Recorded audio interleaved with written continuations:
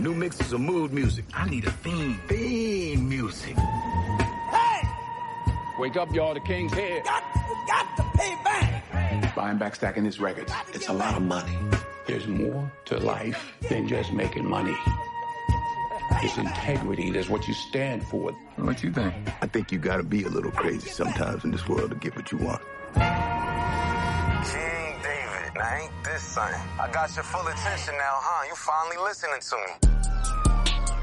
Somebody's got Trey. What do you mean somebody's got? Somebody's kidnapped our son.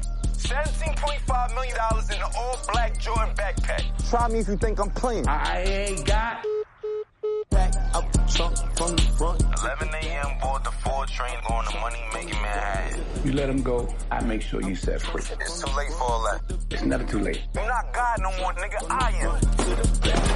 Back 35, and I'm still a pretty guy. I gotta feed the streets, my lady, and a newborn kid. And I ain't trying to go back and do another bid, you dig? I know what it is to risk everything you have for something that you want. I know what that means, to have nothing and want everything. What is that? Insurance. That's Jake from State Farm. Shout out to my felons, boy, we caught another felon. Shout out to my felons, boy, we caught another felony. Shout out to my felons, boy. I can't go out like this, you know that. Shout out to my felons. Well, then his blood is gonna be on your hands, then. Pack out the trunk. Oh, you wanna do this? I got into this by myself. I'm gonna get out of it by myself. Where's my money? I got the 4-pounder sitting right here. Don't try nothing funny.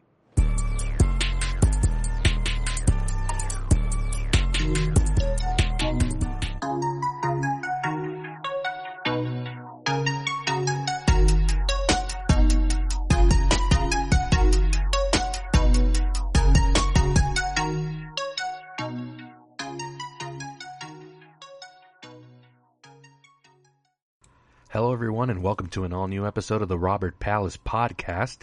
Thank you so much for joining me, ladies and gentlemen. And on deck for today's episode, we're going to talk a little bit of NFL. I didn't get to give you my preview of the Week 1 matchup, so you're going to get my Week 1 reactions. I know we still have Monday Night Football tomorrow, but most of the games have already been played. Enjoyed a nice Sunday, getting to watch all of the games on Sunday Ticket, and then finishing it off with NFL Sunday Night Football on NBC with the Bills and Ravens. I'll talk about all that.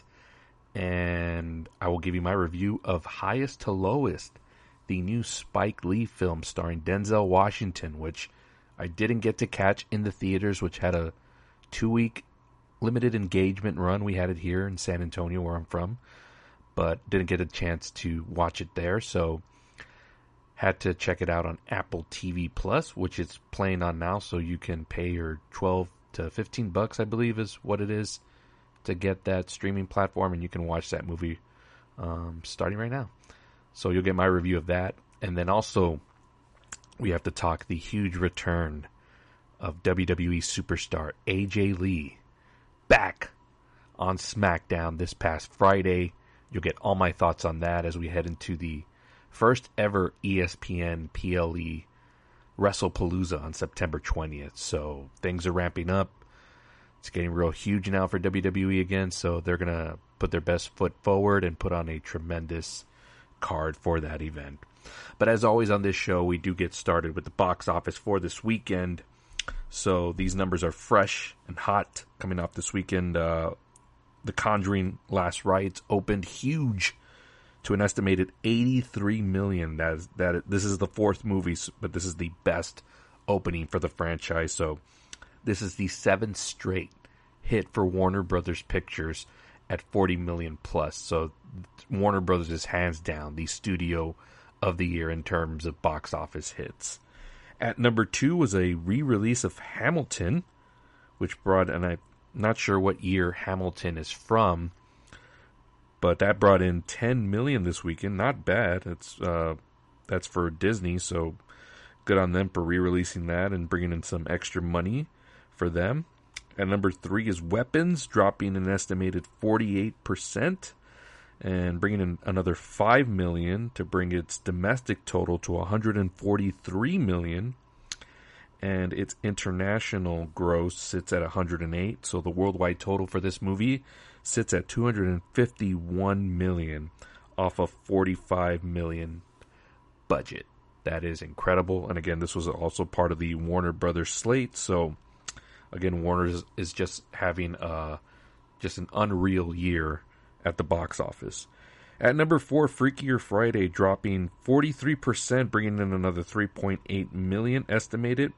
Its total domestically sits at 87, while internationally it has brought in 55, and for a worldwide total of 142 million. So this is a big smash for an old school type of comedy here from Disney. Again, these are the type of movies that they used to release very frequently in like the 90s, and then of course all the way up into like the mid 2000s.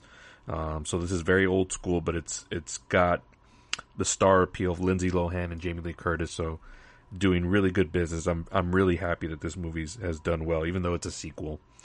And then at number 5 is Caught Stealing, which I believe was number 2 last weekend. It's already and this is its second release, dropping almost 60%. Not good, bringing in an estimated 3.2 million to bring its total to 12.8, and internationally it's brought in 9.4 for a worldwide total of 22 million. Now again, a movie like this probably cost around the same range as a Weapons, probably in that 45 to 50 million dollar range, and I'm sure that doesn't include marketing. So this is not good for this movie, so I would consider it a bomb. And the fact that it's dropped 60% second weekend, the audience is just not taking to it, and not looking good for that. So that's your top 5 for the box office this weekend. Again, I had predicted like 45 to 50 for The Conjuring, because these movies are usually super front loaded, but this, I guess the marketing was done very well, and everyone was looking for the first real good scare of the fall season, and this is it right here. So now, going into this weekend, I believe a couple of new releases. The Long Walk, which I'm very interested in now. I've seen a couple more marketing trailers for it, and it looks very, very entertaining, probably anxiety-inducing type of movie, but I'm all for it. I'm looking forward to that, but it's not going to make any type of dent in the box office, even though I would really like it to, based off the Stephen King novel. Looks like The Conjuring may end up keeping the number 1 spot. 83 million, even if it drops 50%, let's say at best 50%, it'll still bring in another 40 million this weekend. So this is good for the franchise. Again, this is supposed to be the last one, but money talks, and 83 million in freaking at the beginning of September. That is huge for Warner Brothers and huge for the Conjuring franchise. Let's switch gears. Let's talk the NFL. Again, it's been a long day of watching football all day on television. A lot of interesting stuff. So again, it's week 1, so we can't really overreact to everything, but some interesting things. So starting with, let's go back to Thursday, the kickoff between the Eagles and the Cowboys. The takeaway from that was that Dallas didn't look as bad as everybody thought they were going to be, including myself. So they were, I don't want to say they were super impressive, but they were competent. They were not the usual Cowboys. Now, they still lost, of course, but and I'm not saying they're going to have like some incredible season, but the fact that they weren't like just in disarray from the start was a little surprising. The Eagles were without Jalen Carter, who did a stupid spit on Dak Prescott that got him ejected from the game. Was a huge detriment to that Eagles defense. So that might have been a chunk of the reason why the Cowboys offense was probably in sync for most of that game. But the defending champs won, just like mostly everybody predicted, but they weren't as, didn't have mostly everything buttoned up. Like Nick Sirianni probably should have had more conversations about people not being too emotional, stuff like that. I know you're raising the banner and all that stuff, celebrating your Super Bowl victory, but you got to have all that stuff buttoned up. And I'm a huge Tampa Bay Buccaneers fan, so I'm looking forward for them to try to take the top spot in the NFC. So any kind of dip from any of the NFC teams that were on top last season, I'm all for it. So good for the Eagles that they got the win, but there's some creaks there. So it's hard to repeat. It is super hard to repeat. So I wouldn't expect the Eagles automatically in the Super Bowl just yet. Now, they may get there, but it is very hard. Got to check out the game on YouTube on Friday while I had it on my phone in the corner as I was watching SmackDown on the big screen. So it was the Chiefs and the Chargers, and I knew the Chiefs were going to have a Super Bowl hangover.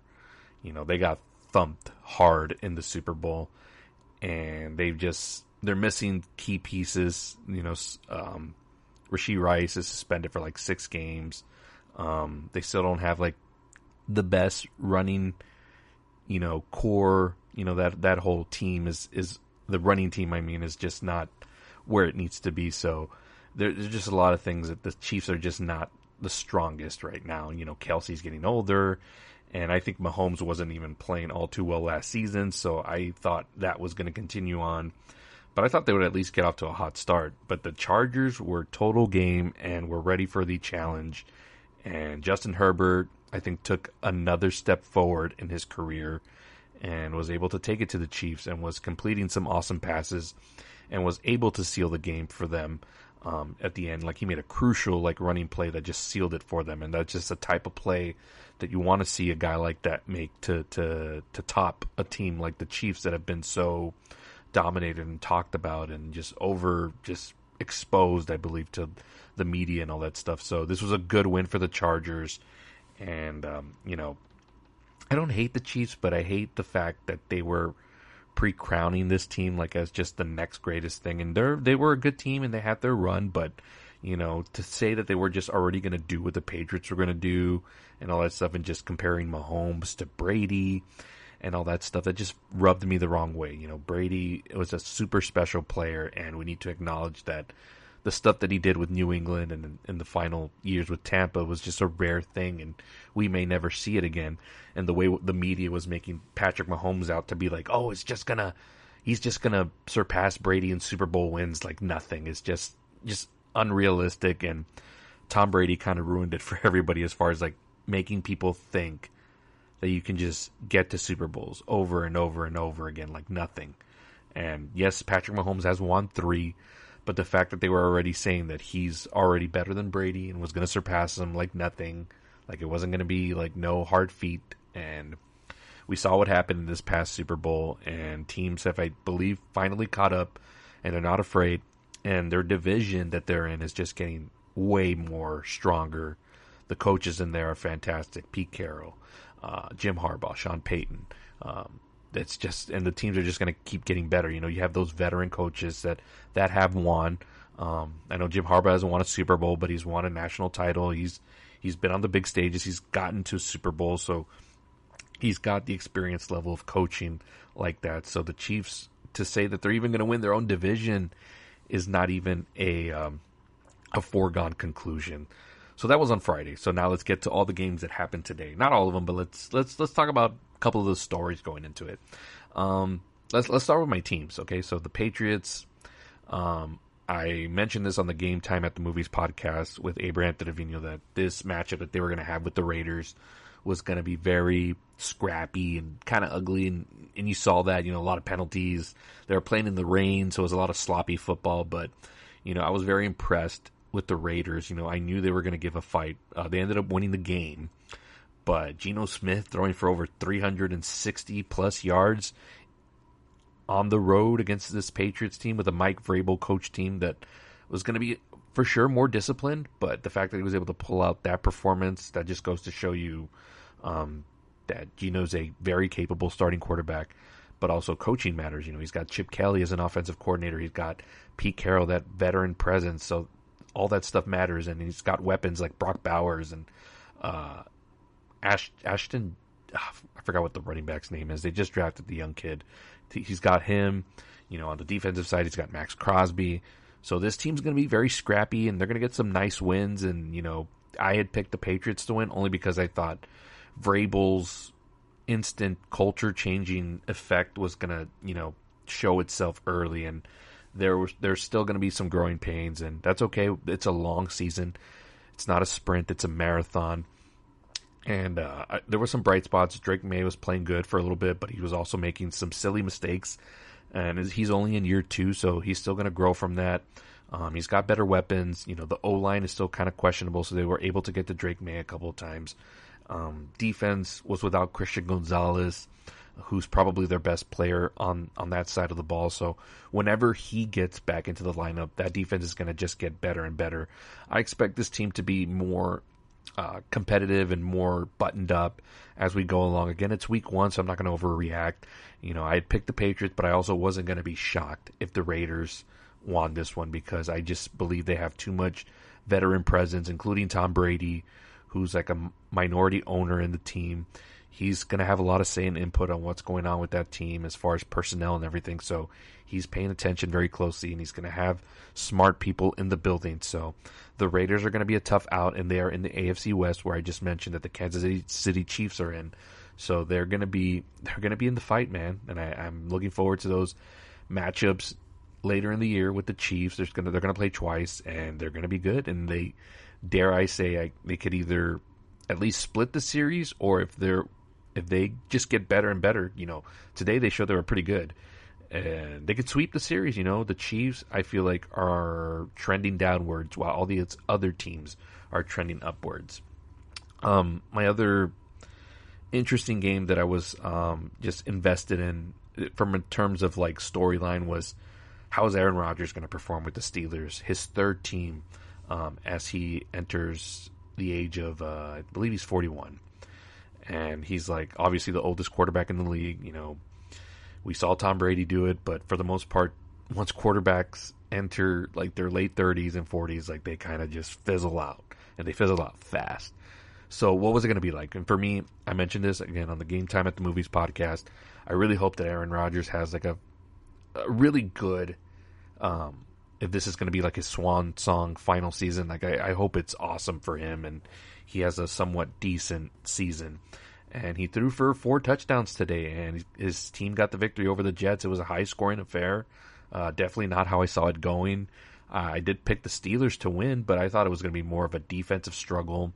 I was thinking maybe more like a 17-14 type game, but, and even the Jets brought it to them. So credit to Aaron Glenn and Justin Fields, and, they were battling it out, and I only got to see highlights of the game. I didn't really get to get real in depth with it as I did with a lot of the other games that were going on, just based on the multi-view options I was given on Sunday Ticket. I had to have my Buccaneers and my Patriots, and unfortunately there was not one where the Jets game was also there, so I didn't get to see highlights of that game until very later on. But just based off the highlights, this looked like a very fun game to watch, and happy for Aaron, and I hope this just continues and he has like a decent season.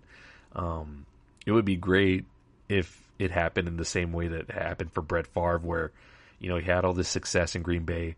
He went to the Jets, it didn't work out there, and then he went to the Minnesota Vikings and he had like an incredible year. See where I'm going with this? Aaron Rodgers on that same path. With Mike Tomlin, he's always had a winning season, and then he's never had a good of a quarterback, since Ben Roethlisberger. So we'll see. I think Aaron obviously has a better talent, I believe. Ben has more rings, but I think the more talented quarterback, I think we would all say, is Aaron Rodgers. And if he can just be that, I don't think you're going to get like 4 touchdown type games from him every week, but if you can just be competent enough and, make the right decisions, not, throw the ball, like throw it away when necessary, hand it off when you have to, make the quick decisions. And, the defense didn't play all too well today, but I expect them to tighten up. Tomlin will get that part of the ball in order. This Steelers team could be in the mix come playoff time, but we'll see. It's week 1 again. We're not going to overreact, but I am glad, because there's a lot of Aaron Rodgers haters out there in the media, and what are they going to say tomorrow? So we'll see. I will be watching certain shows to see what they say specifically about Aaron Rodgers, because it's been all negative. And, some of that he brings on himself, but also, like, just leave him alone, man. Like, he just wants to finish out his career. And if this is his last year, like, we should be celebrating it more, What else happened today? Sunday night game was incredible. Bills, Ravens. I believe those are the two best teams right now in the entire league. I know there was a loser in one of these, but it was so close, and, what determined this game was a turnover. But other than that, it was like completely even matched up. The two quarterbacks had incredible stats, but Josh Allen is just, I believe, that one player that can just take you just a little bit over the top, which is why when it comes to playoff time, I'll trust Josh Allen over Lamar Jackson. But that's not to say that Lamar Jackson isn't good. He was incredible tonight, but, the one turnover by the Ravens is what got Buffalo back into the mix, and they ended up winning 41-40, and for sure is the game of week 1. I know we still have the Bears and Vikings, but there's a lot of stuff to be worked out on that side because it's a lot of youngins with new coaches and new QBs in position. So I can confidently say that the Bills-Ravens was awesome from week 1, and I expect either those teams to fight it out in the AFC Championship game. Like, if I were just based off of week 1, if you're telling me, like, though any of those two teams right there could be in the Super Bowl, it's not going to be the Chiefs. I think if the Chiefs played any of those teams right now, based on how they played tonight, like, the Chiefs would get squashed. And I mean squashed bad. Because these teams were just driving the balls. Like, it was incredible. Like, it was a really fun game to watch.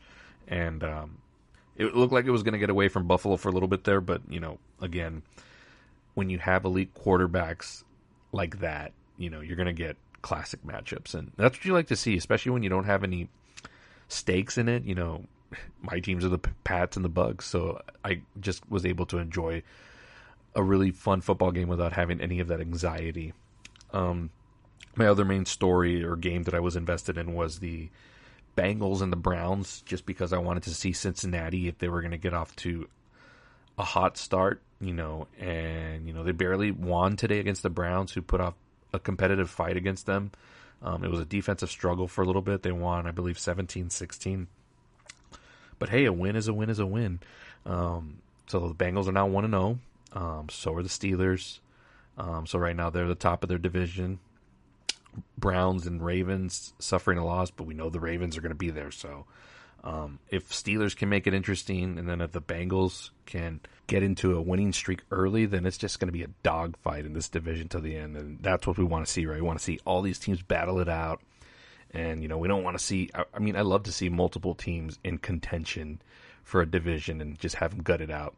Now, it would have been interesting if the Ravens would have won, because then the entire AFC East would have lost today, so everyone would have been 0-1. Me, as a Patriots fan, probably would have preferred that, just because, you don't want to see your team go behind in the division.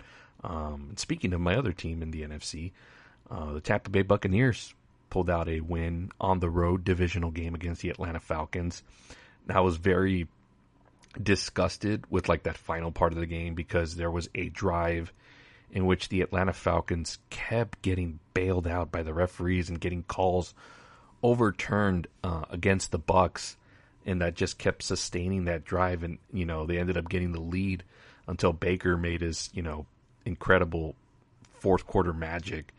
And the other takeaway from this week 1 is that Igbuka, the receiver that they drafted from Ohio State, is the real deal. Had 2 touchdowns today, 67 yards. This guy is going to be in the mix. He's going to be the number 1 receiver for that team once Mike Evans decides to retire. Now, who knows when that's going to be, because Mike Evans was also, again, in the mix still and making big plays for the team today. So, the wide receiver crew for the Bucs is, and it's not even at full strength yet. We're waiting for Chris Godwin to get back. But once he's back in the mix, once McMillan gets off of injury, they've got a good crew, including with their backs, with Bucky Irving and Rashid White, and even Tucker on the backfield. They got a nice crew on the offensive side, and the defense took them a while to get settled down. I thought it was just going to be like, oh, here we go, typical Bucs defense that just gives up plays, and they gave up a big play early that gave the Falcons the lead, but they settled in. They started playing really great. And again, even during that final run where the Falcons just kept getting bailed out, the defense was still making plays. But, they had their backs up against the wall, but they played really well, and they got settled in. And I'm glad that they they settled in early, so that bodes well for the rest of the season. But yeah, I think this team is complete. I think they can make a run for the Super Bowl.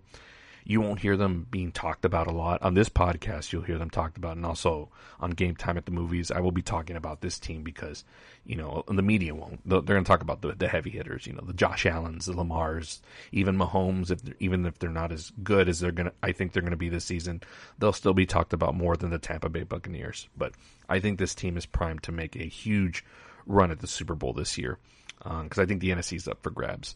What else? Green Bay looked really good today against the Detroit Lions, who I thought the Lions were going to take a step back, with losing Ben Johnson and Aaron Glenn as the coordinators for that team. But I didn't think they were going to take a whooping like they did today. Green Bay was just by far, if I had to say who the best NFC team, if I named my top three right now, and I know we still have one more game to go and it's two NFC teams, but I would say it's Green Bay, Tampa Bay, and probably either Philadelphia or LA, the Rams. Again, can't really make too big. I'm doing these little top threes, but doesn't really mean anything. It's just week one. We won't find out really until October which teams are really legit, because for the most part, a lot of these players didn't play in the preseason, so they're going to use all of September, all of these first couple of games. This is really going to be like preseason football, like the real preseason. And then once we hit October, you're going to see which teams are in stride, who's in sync, who's gelling well. But Green Bay did really look good against the Lions, so I'll admit that. They're going to be in contention. They are the youngest team in the NFL, and I think they're only going to get better. Obviously they just got Micah Parsons, who was a little bit of a factor today, had some pressures and then finally got a sack towards the end of their game. But they're going to be in the mix.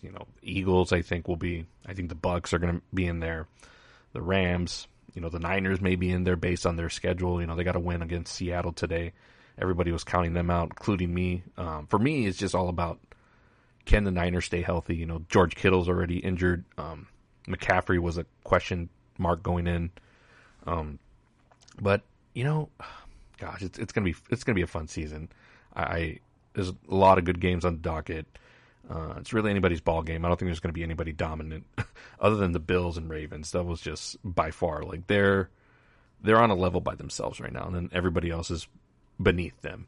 But again, it's week one. Teams got to gel it out, and then we'll see what's what. But fun, enjoyable week one. I don't think there was any boring games. A lot of close games, a lot of low scoring games. Wasn't really too high. Bills Ravens probably was the highest scoring one I saw. Other than that, that's week one. A lot of fun. Let's take a break here.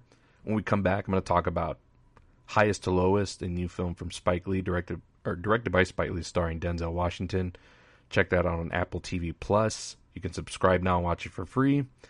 And yeah, you'll get my review on that. This is the Robert Palace Podcast. Thank you for tuning in.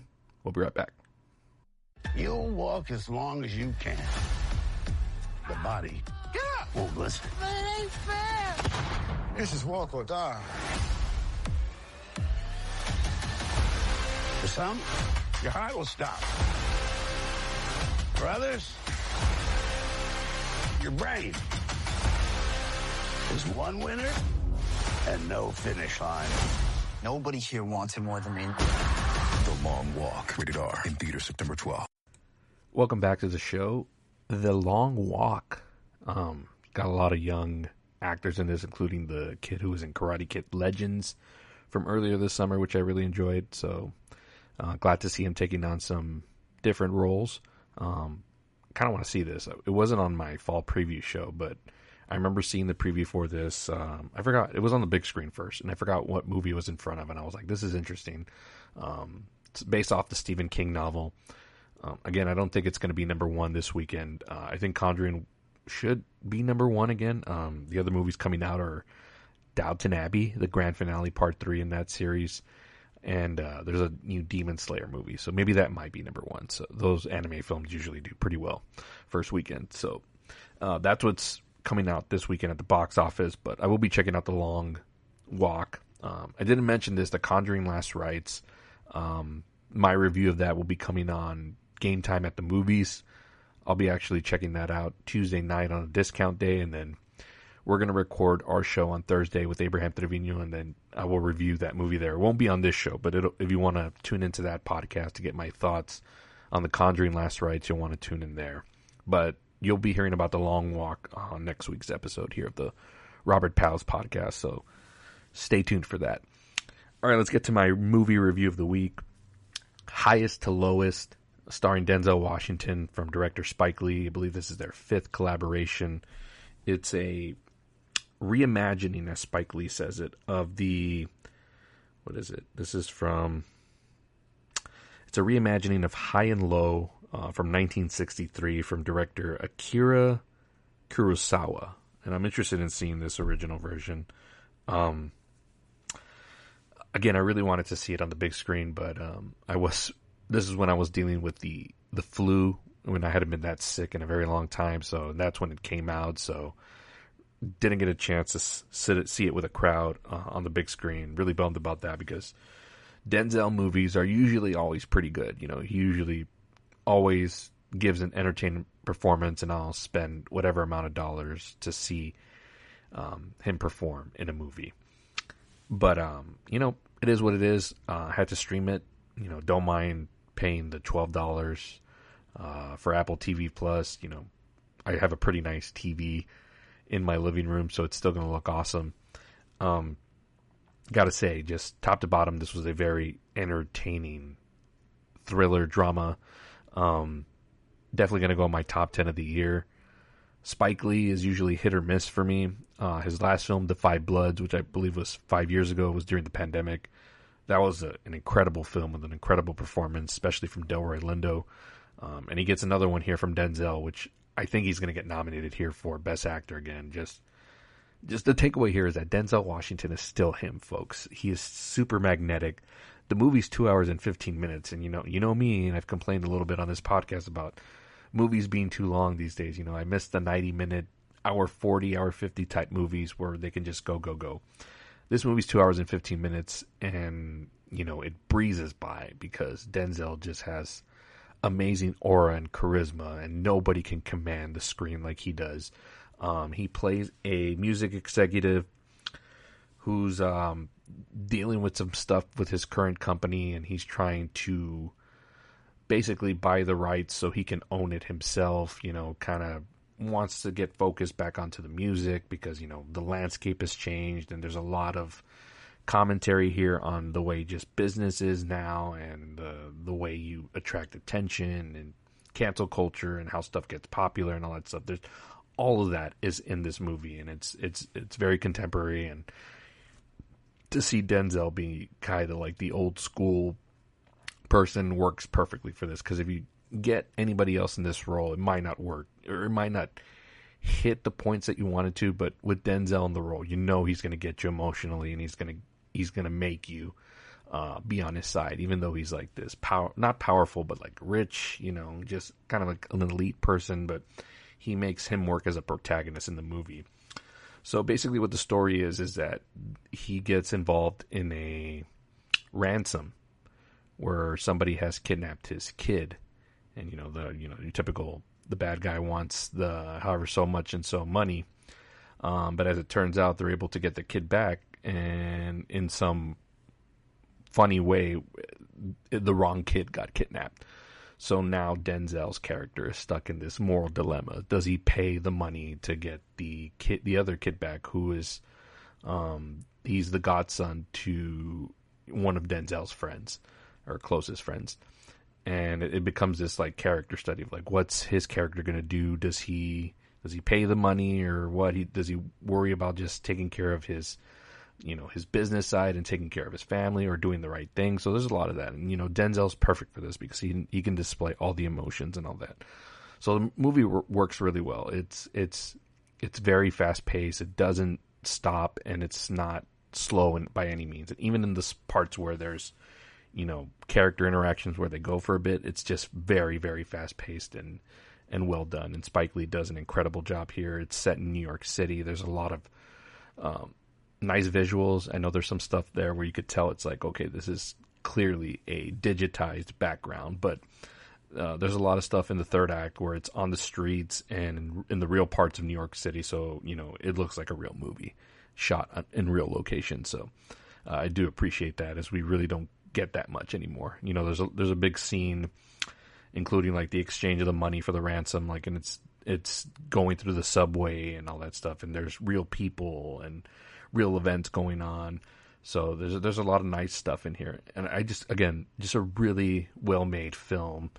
And I don't know if it's going to be talked about in the Oscars. I really do think Denzel will be nominated here for Best Actor. I don't know if the movie itself will be nominated, like in the Best Picture category. I mean, if I had my pick, of course it's going in. It's going to go in on my top 10 list. I can tell you that right now. I was really thoroughly entertained by this. I can't wait to watch it again and even watch the original. Definitely worth your time. If you didn't get a chance to see it on the big screen, I know it had a limited run, so you may have not gotten it in your city.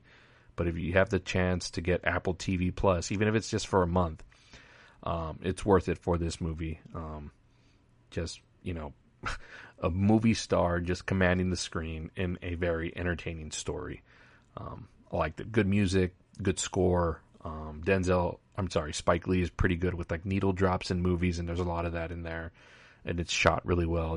Spike Lee's been around forever. He knows his stuff. And this was a real hit for me. 3.5 out of 4 stars.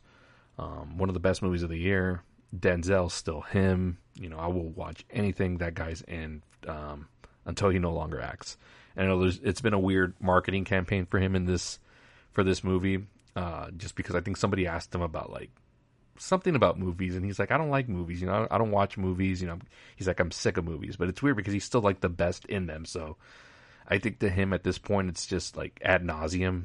He does these performances like nothing, but to us, they're just incredible things to watch, right? But to him, it's just a day at the office. So I don't know if it's just maybe he's at the tail end and he's ready to kind of get out of that spotlight and just quietly retire, but I think he's still at the top of his game. He's still one of the great movie stars and actors that we have. And I think if this movie had been released like fully theatrically with a full run, I think it would have done well, because I wouldn't say it's a crowd pleasing movie, but it's entertaining, where like you'd come out of it, you're like, man, that was like really good, and he's really good in it, and you would recommend it to your friends, and just people coming up to the box office be like, hey, look, it's Denzel Washington. He has a pretty heavy resume, like of good stuff. So it's like he kind of has that built-in trust with the audience. Like, if people are going to check out his stuff. But Highest to Lowest is available now on Apple TV Plus. Again, I highly recommend it. Definitely going to rewatch this before my month trial ends here. But I'm pretty confident that it's going to end up on my top 10 list. So, check it out. Let's take one final break. When we come back, we're going to talk about one of the major returns to professional wrestling, and that is AJ Lee back in WWE. I'll explain more about her, which I haven't talked about in a very long time. If anything, I don't know if I've ever mentioned her on this podcast. So we'll talk about that when we come back. This is the Robert Palace Podcast. Stay tuned. We'll be right back. If you or someone you love likes wrestling, you'll want to pay attention. On Saturday, September 20th, two global powerhouses under a spotlight the world has never seen. WWE on ESPN. This isn't just an event. It's a moment in sports history. You ain't seen nothing yet. The world will be watching.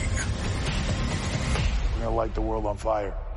This is WrestlePalooza, live Saturday, September 20th on ESPN and streaming internationally on Netflix. Welcome back to the show. WWE WrestlePalooza coming to you September 20th, Saturday on ESPN. It's going to be the first premium live event to be aired on that platform. So the way it works is, if you don't have anything, any cable or anything like that, the ESPN platform is available as a standalone. You can purchase that. It'll be $29.99 a month. So just depending on how much you're willing to spend for WWE events, that'll go a long way. Like me, I'm a diehard, so I'm going to watch whenever there's an event on. And currently right now, I'm not paying that $30 because I have a cable subscription. So right now, if you have Hulu Live TV, Fubo, and DirecTV, which is the one I'm currently on right now, but I won't have it for that much longer. I'm going to end up getting the standalone one. But if you have those cable packages, like I just mentioned, ESPN is a part of their lineup. So you have access to get into that app without paying an extra fee. But again, if you have any of those basic cable packages, those things run starting at around like $80. So either way, you're paying a huge amount to have like content playing on your TV. So, but me, eventually, I'm going to just end up getting the standalone. I'm going to get away from having any type of cable package. So I will just be subscribing to the ESPN to watch the WWE stuff. Now, they had all their stuff on Peacock, but I'll probably end up unsubscribing from that because all their events are going to be on ESPN. But sticking with that, so they're going to make this a very, very huge event, and they're going to stack it up. I think I mentioned on the show before that they're probably going to do John Cena versus Brock Lesnar, which did get finally officially announced on this Friday's SmackDown. So that will probably be the headlining match.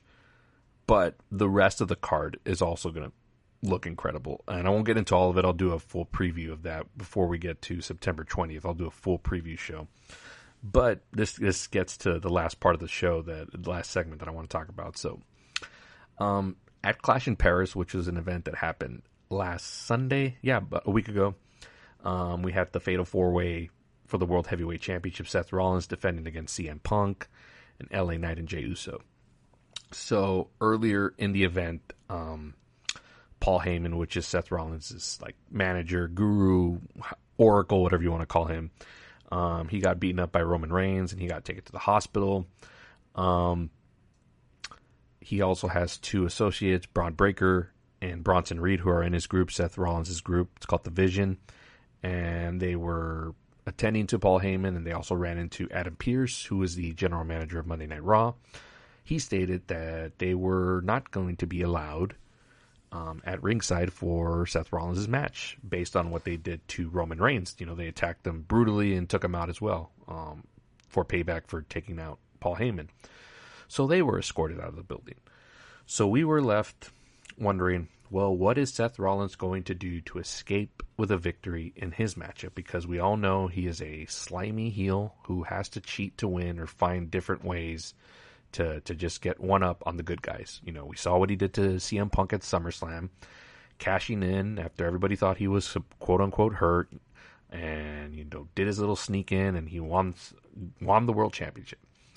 Well, now he's facing three guys who are all good guys. If you're looking at it from a typical bad guy, good guy thing, like, yes, these are the heroes of the show, and they're all going up against this one bad guy. Now, they're all obviously fighting against each other because they all want to be world champion, but we all know for the most part it's going to be them ganging up on this cowardly heel to try to get the best of him because he has gotten the best of them. So, how's it going to end? Something's going to happen, right? I predicted this on the preview show that there was going to be something that happens. I thought, and this was before Braun and Bronson Reed, Braun Breaker and Bronson Reed got ejected from the building. And I'm like, okay, this is the perfect opportunity where they're going to introduce another member into the group. Now, there had been reports that they were thinking about NXT superstars Ricky Saints or Ethan Page to possibly join the faction. But the more I thought about it, I was like, okay, Ethan Page is in a storyline right now on NXT, and so is Ricky Saints. Like, they're involved in deep storylines that, you know, that need attention on that show. Now, to have them dragged up into this Vision group would kind of really leave that NXT show kind of hanging, because those are two of, like, the more important storylines going on that show. So then I was thinking, like, well, who could it be? There was reports of Tony D'Angelo being in Paris, and he's an NXT superstar that hasn't been showcased as much. He's been on that show for a while, and maybe it's his time to join the roster, the main roster on Raw and SmackDown. And I'm like, man, that would be kind of a letdown. I don't have a problem with Tony D'Angelo, but him being the next guy, like, I don't really, it would just be like another thing, right? It's got to be something more juicier than that. Well, lo and behold, we get to the end of the match, and CM Punk is about to get his victory, right? Hits his finishing maneuver, the GTS, the go to sleep, boom, hits it on Seth Rollins once, and then lifts him up again to give it to him one more time. We see a masked assailant come up from behind and low blow CM Punk, hit him straight in the crotch. And Seth Rollins gets the victory. Well, who is this masked assailant? This person looks a little smaller, so I'm like, who could it be? And to mostly a lot of people's surprise, I don't think anybody thought it, including myself, and a lot of us people on the internet think we're smart, right? Including myself. There's times where I'm like, oh man, this stuff is so predictable. But then there's some times where it's right in your face and you should have seen it all along. Turns out it was Becky Lynch, the ace in Seth Rollins' sleeve, his wife. Of course she would be the one to help him out. It makes perfect sense. So she gets her revenge on CM Punk, and immediately, almost immediately in Paris, huge chance of AJ Lee start to happen. And WWE's real good now about, they're not going to hint at stuff or make you believe that something's leading somewhere and they're not going to deliver on it. Now, if this was the Vince McMahon era, absolutely he would give you that red herring or just make you believe it's going to go in that direction and it doesn't pay off. So I'm okay. Like, all right, so Becky Lynch is involved now. Like, this is interesting. Now, you see that and you're like, okay, so another female superstar is going to have to be involved in this feud. That's clearly where this is headed. And we get to Monday Night Raw the next night. And CM Punk is there waiting for Seth Rollins to show up to the building. He wants to get his revenge on him and all that. Turns out CM Punk, he was waiting at the front, right? The only way that they could get into the building. And he runs in, or Adam Pearce gets to him at some point and says, hey, like, Seth Rollins is already here. He got in the building. And Punk's like, how could he get in? I've been guarding it the whole time. Well, he got in the building. Whatever, it's wrestling. Who cares? He's in the building. He's like, so if you want him, like, just go to the ring and call him out or something. So CM Punk heads out to the ring, and he's calling out Seth Rollins, says he's not going to leave the ring. He'll hijack the show. He'll serenade with the crowd until he gets what he wants, which is Seth Rollins. And Rollins' music hits, and we think he's going to come out to confront CM Punk. No, it is Becky Lynch that shows up. And she gets into the ring with Punk, and they get into a war of words. And Becky Lynch makes a case of why she has her reasons for not liking CM Punk. And it doesn't involve just her husband. It involves like her career and stuff that happened during his time away and them chanting for him during her matches and stuff like that. So she has a lot of built up resentment. And CM Punk knows where this is headed, and he doesn't want to get it involved. He doesn't want to make it personal, doesn't want to make it about wives or family. He's like, just get your husband out here. I don't want anything to do with you. This has nothing to do with you. And Becky Lynch, the great heel that she is, instigates it more. Like, no, you're going to listen to me, and this has everything to do with me. So she eggs him on and on. Seth Rollins comes out at one point to think that he's going to confront Punk, and Becky Lynch doesn't let Punk get to him. She keeps stepping in front of him while they're in the ring, and Rollins, takes off. And then it happens. Becky Lynch physically slaps CM Punk. I know she gave him the low blow, but that's like just for the match, so. But she actually slaps CM Punk in the face and repeatedly slaps him over and over and over and over. And again, they're still in Paris for this, right? And the crowd just erupts for AJ Lee, AJ Lee, AJ Lee. I'll get to her in just a second. I'll explain who she is if you don't know who I'm talking about. So yeah, so she's insulting CM Punk and asking him to like hit her, or like, what are you going to do about it? You're going to do nothing. And CM Punk walks away. And Becky Lynch is just gyrating him and giving him all this shit and all that. Get out of here. You're a coward. You're embarrassing. You're disgusting. Get out of here. We cut to CM Punk in the back. He's enraged. He's still looking for Seth Rollins. Adam Pearce is like, he's gone, man. Like, what do you want? And CM Punk is like, okay, where's SmackDown on Friday? And Adam Pearce is like, it's in Chicago. Why? And CM Punk just gives a smirk and says, tremendous. Again, another hint, okay, that another woman is going to be involved. And again, WWE doesn't do this stuff anymore and not pay it off. Now, it may take a while to get there with a lot of stuff. Like, we've seen, like, slow burns on stuff in the Triple H era. But for the most part, like, stuff gets paid off. And I'm like, man, they are very obviously hinting that it's going to be the return of AJ Lee. AJ Lee was a very popular, when they were called Divas back in the day, in the mid-2010s. From 2010 to, like, 2015 is, like, when she was around. She was very popular. She was very different than the other women that were in that division. You know, there was, you know, you think about the Bella Twins, those very, very, not that AJ Lee isn't pretty, but, you know, the stereotypical, like, beauty, like, you know, where it's all about the looks and very much less about, like, the wrestling. Whereas AJ Lee was, like, kind of like the nerdy girl, the gamer, very, very beautiful.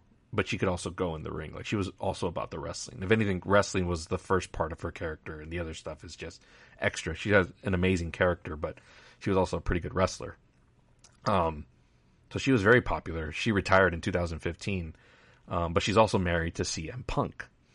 And it's a known thing, especially to, like, the diehard wrestling audience. Like, they know that they're married. And CM Punk made a dramatic, surprising return to WWE after a very long absence, almost 10 years, at Survivor Series in November 2023, and it was just incredible, and it was in Chicago. And I'm like, this is another, like, perfect storm. You know, AJ Lee had said she's retired and she would never, well, she would say never, but, like, not to hold our breath for a return for her. And, you know, a lot of people have been craving this for a long time, you know, not just wrestling fans, but, you know, even people that have been out of wrestling for a long time are like, man, if AJ Lee came back, it would mean a lot. You know, she meant a lot, especially to the young female audience. You know, even the young female wrestlers on the roster. You look at, like, a Roxanne Perez, Bayley, Cora Jade, who's not there anymore, but, you know, a lot of these wrestlers really looked up to AJ Lee as an inspiration, and you can see it in the way, like, you know, like Roxanne is, like, the perfect example because she's, like, kind of smaller stature like her, very much, like, rebel, very, like, the anti, like, you know, and women are now viewed differently in the wrestling world. Like, they have that more respect, you know, but that was all, like, groundwork that AJ Lee was a part of in paving that.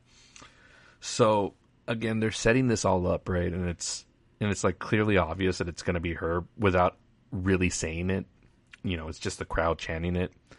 But all the context clues that they're giving you, it's like, okay, like, it's going to be her, right? Like, this is the thing that's finally going to bring her back, you know, to help her husband out and avenge him, especially for what, like, this woman, Becky Lynch, has done to him physically and just verbally just assaulting this man. Like, and he's obviously not going to do anything about it. Like, who else is going to do the honors but it be, like, your ultimate partner, and that's his wife. So we get to Friday. And again, this is going all over the internet. Everyone's basically assuming it's her, and this is all just speculation. WWE is not confirming anything. They're not saying, hey, tune into SmackDown Friday, you know, to see the return of a superstar who hasn't been around in a while. All that was promoted was that CM Punk is going to be appearing live because it's Chicago. And usually when they're in Chicago, CM Punk makes an appearance or wrestles or whatever. He'll have something to do on that show. So the anticipation is building, and everybody on the internet is, like, saying it's going to be her, it's going to be her. Like, you know, we had reports that it is going to be confirmed that it is her, but still, there's nothing official. It's all based on rumor. And the ticket sales continue to grow for that event. You know, I think they reached almost over 16,000, close to 17,000 for a SmackDown in Chicago, a 2.3 million gate from the last time I read. So it's like, oh, it's going to happen. This is just like when CM Punk debuted in AEW. Now they were making it obvious that he was going to debut in that company, but they never said his name, never said anything. All they said was, hey, we're going to be in Chicago here at this arena and on this day, and it's in a big arena. Clearly obvious that it's going to be CM Punk, and they're doing the same route here. They're kind of taking page from AEW's playbook, which is okay. You know, you take inspiration from both companies, and WWE took it and just kind of did it a little bit smarter. You know, they're playing it into their storyline. It's got to be her, right? So we get to Friday. Becky Lynch shows up. Even more obvious that it's going to be her. It's like, if it was just going to be CM Punk, like, you know, whatever, he could just say, you're going to face somebody very soon, and it's going to be someone you haven't seen in a while. You know, you can continue to tease it. But, you know, having Becky Lynch in the building and Seth Rollins in the building, it's like, okay, something's definitely going to go down.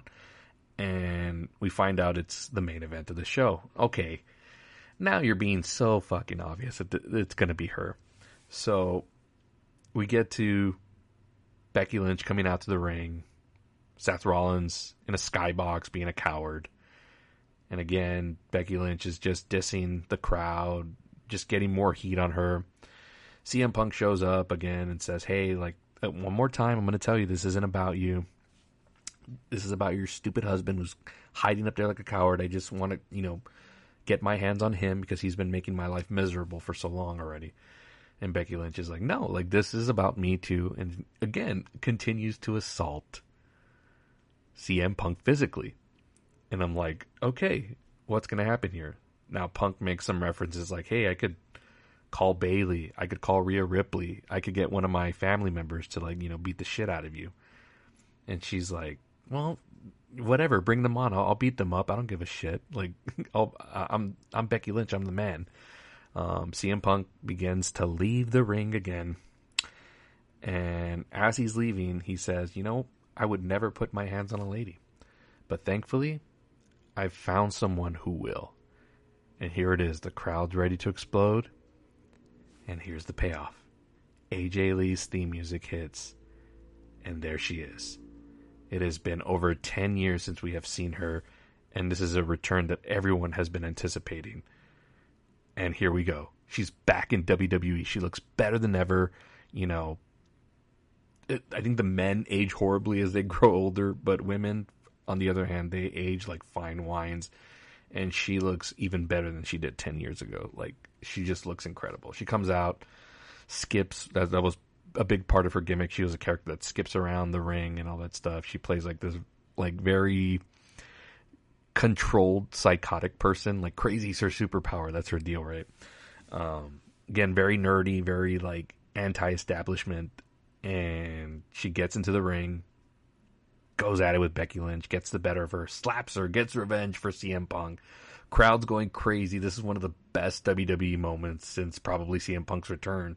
And only perfect that it happens in Chicago. And it also happens after a long, extended absence, after we thought she was retired and just never going to come back.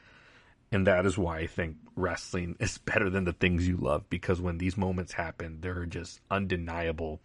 And I can tell you, since that happened on Friday, and I saw it on DVR on DirecTV, and then I've just been on YouTube and Instagram and TikTok and Twitter, just watching so many damn videos of everybody being so excited of her coming back and reacting to her coming back. Even I saw one of a girl just like crying her eyes out that she was back. Like, this means something to a lot of women specifically, because she was important to them. And it's just incredible to see. I got goosebumps. Like, it's one of the best WWE moments ever. And again, this all ties into the WrestlePalooza event that's happening on September 20th. They are wanting to make this a giant event, almost WrestleMania level like. So where we're headed, and I'm sure it'll get announced tomorrow night on Monday Night Raw, we are headed towards a mixed tag team match of Seth Rollins and Becky Lynch against CM Punk, one of the most popular superstars still on their roster, and his former superstar, and his wife, former superstar and current superstar and just legend, AJ Lee, who's hasn't been in the ring in over 10 years and built up this just aura about her, and she's now back, and it's going to be her first match back. That is a huge attraction for this show. And yeah, man, I'm super pumped about it. I'm so glad that she's getting this opportunity to showcase her talent in a division that she laid the groundwork for. Now, obviously, you can say that about, Trish Stratus helped with that. all these women from like the past, the Bella twins and all that stuff. But now you're going to get to see AJ Lee compete in this version of the WWE Women's Division, which, you know, with the likes of Charlotte Flair and now Becky Lynch and Stephanie Vaquer and Io Sky and all these incredible women. And she's going to be able to be dabbled in that, in the stuff that she helped pave the way for. It's going to be incredible to see. And it's not going to be some one-off, so she's not just doing this match, this mixed tag match that's going to happen. Hasn't been made official, but it's going to be.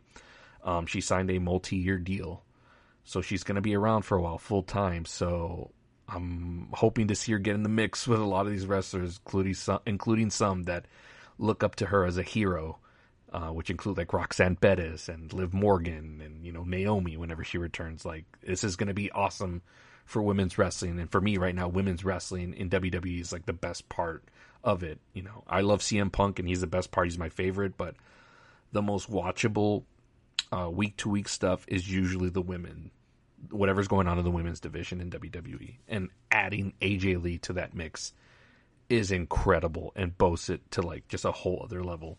Yes, you know, you think about the four horsewomen, Becky Lynch and Charlotte Flair, Bayley and Sasha Banks, the now Mercedes Moné and AEW. They're the ones that really brought it up a notch, but AJ Lee's the one that kind of set the tone for that. So it's going to be great to see her involved in this, and I can't wait to see what's in store for her and how she's evolved as a character, because it's been 10 years. I'm sure there's going to be tweaks to her character, and we're going to see different aspects of her, and, you know, just being involved in a storyline with CM Punk just makes it all that much better. It's awesome. You know, probably the best moment this year in WWE. You know, CM Punk got to main event WrestleMania for the first time. I think this tops that as a moment, and he would probably say that too. Like, he's been posting all over Instagram about her return and all that. And you could even see it like in his face and his reaction. Like, he let her have the moment on SmackDown. Like, usually in a spot like this, like, the guy will also step in and just be part of the moment. Like, no, he absolutely took a step back and let her have the moment, and you can see it in his face how happy she was for her, you know, almost to the point of tears. And I think that's fucking awesome. Like, it's inspiring. Like, awesome. I can't wait. WrestlePalooza, it's in a few weeks. You'll get my full preview on that, but I had to talk about the return of AJ Lee and just how just awesome, and just, this is what you want in WWE, like, just moments like this. Now let's get a good story out of it. Let's continue the momentum. Like, let's not just make it about the moment. Let's give us the stories. We got a good story in the lead up to it, but now it's in the follow-up. She's back. What does she have to say? Is she going to be kind of hesitant at first? Maybe she got that one strike against her. Maybe she doesn't want to fight. You know, maybe there'll be a little struggle to get her into that match. It's all going to be awesome. I can't wait to see it unfold, and that'll be coming here in the next few weeks. I'm recording this. It's September 8th. That event is on September 20th. So we're getting the ball rolling, man. It's coming soon. And again, it's going up against AEW's All Out pay-per-view on the same day. So, yeah, AEW is going to need to really turn it up, because AJ Lee doesn't get any bigger than that. And you add John Cena, Brock Lesnar, and all the other stuff that they're going to add on that show. Like, they got their work cut out for them. Yeah, I think that's going to do it for this week's episode. I'll probably, since this episode came really late, I was really wanting to talk about the AJ Lee return, which is why I didn't do one before. I didn't want to do an episode like just speculating, is it going to be her? Now that she's back and it's full on, like, it's just on, that's why I recorded it tonight. But you'll probably get an episode later on, and you'll get my outlook on week 2 of the NFL. There's other stuff to talk about in terms of movies.